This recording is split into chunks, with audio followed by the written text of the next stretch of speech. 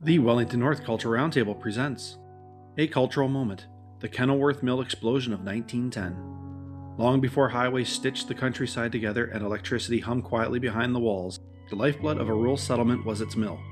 Where there was a mill, there was work, warmth, and the promise of permanence.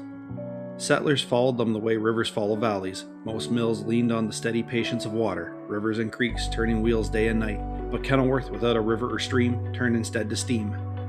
At the edge of the village stood O'Neill's chopping and sawmill, both trades housed under one roof and driven by a great iron boiler that breathed fire and pressure. The mill was built by Abe, proprietor of the Kenilworth Hotel, and entrusted to his brother Tom, whose days were measured by whistles, belts, and the rhythmic pulse of machinery. It was a place of noise and purpose, where timber was transformed and the village quite literally built itself. Then came noon on May 16, 1910. With a sound like thunder tearing loose from the sky, the boiler gave way. The explosion was said to be the most spectacular the county had ever known, an instant of violence that scattered iron and timber like autumn leaves.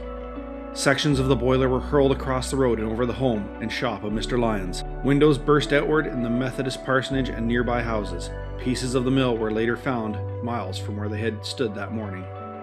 By fortune, that still feels almost unbelievable, no lives were lost. The men had gone to lunch. The sawmill, long quiet, was shut down, and only the chopping mill was operating on its Monday routine. Even Michael Size, a local farmer passing by in his horse and buggy at the very moment of the blast, escaped unharmed, as did his horse, although his buggy did not.